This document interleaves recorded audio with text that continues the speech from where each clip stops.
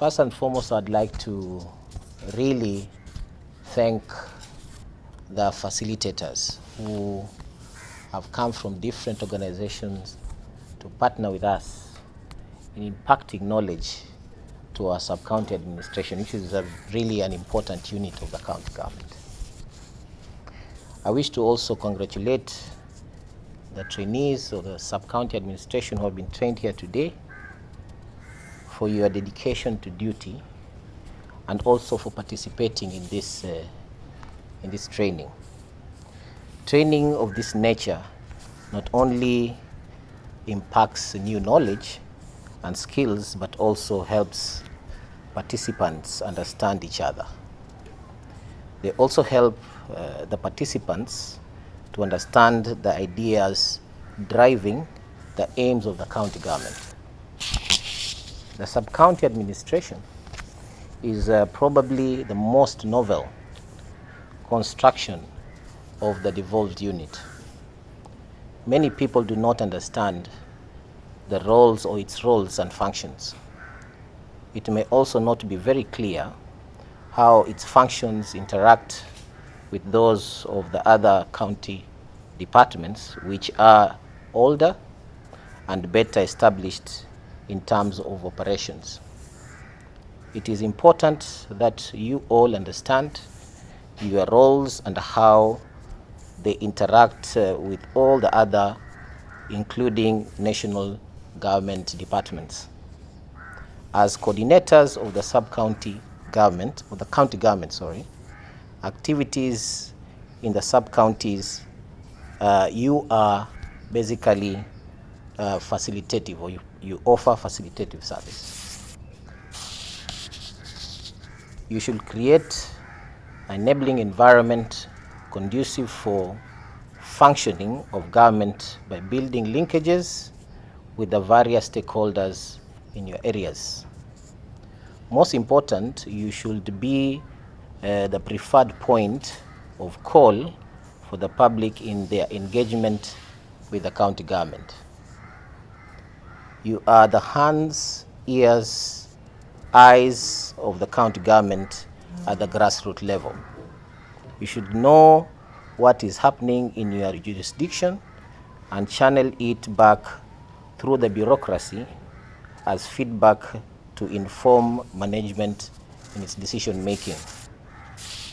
Administration, by its very nature, is always at risk of becoming overbearing or even obstructionist. We should balance our actions so we do not end up obstructing lawful activities of our partners and stakeholders. We should also guard against usurping the roles of other departments. We will suffocate them and render them ineffective.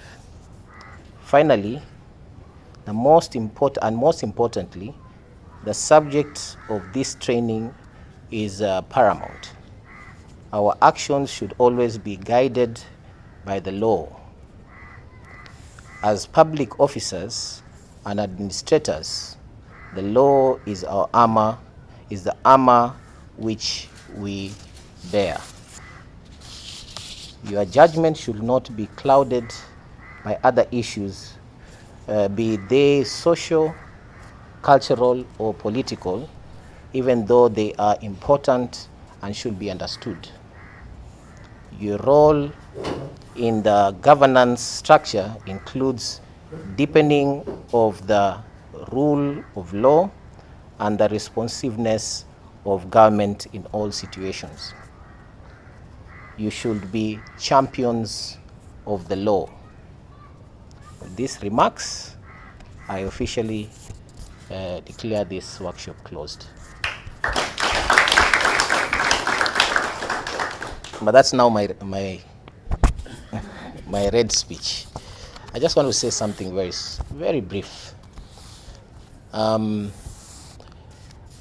have been in government now for 1 year. I think we were sworn in on the 22nd of August, isn't it? So 2-3 days ago, I cleared my first year. And I come from a background of academia. I was a lecturer before I joined the county government of Mombasa. So now I have to juggle between politics and administrative work. It's not easy. And that's why it's very important that we have a properly functioning sub-county administration.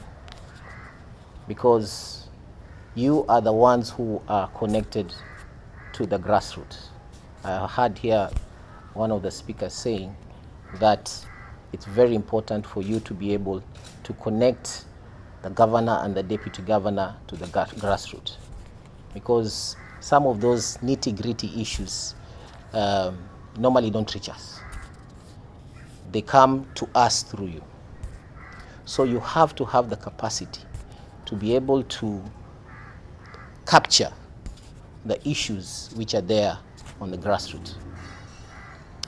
So such trainings make you become more effective and efficient in doing exactly that. Another thing I know is that there's normally a very delicate balance between what you do and what the MCAs do. I've had many complaints about interference from one party to another. I think it's very important, and this I'm addressing you, the facilitators or the organizers of this training, that also these ward administrators should also go through this kind of training, so that they understand their roles and so that there's no conflict between the ward administrative unit or the ward or sub-county administrative unit and the MCA, because I think their roles are very distinct. They're very clear. Sometimes it's just because of a breakdown of communication or just someone not knowing what their roles are. So my advice is that we need to go through the same process also with the MCAs. And also, as someone mentioned here, I think it's also important that we know as departments within the executive what the roles are. So it is also going to be important to have this training extended to the officers from the departments in the executive. So once that happens, we are creating a unit which can serve us better. Because I believe it is very crucial that we have this unit, and it goes a long way to basically make sure that devolution works. So I'm encouraged by this training, and I wish and I hope that whatever you have gathered from this training, you are going to translate it to more effective and efficient service to the people of Mombasa. With those few remarks, I really want to thank you very much, and God bless you. Thank you.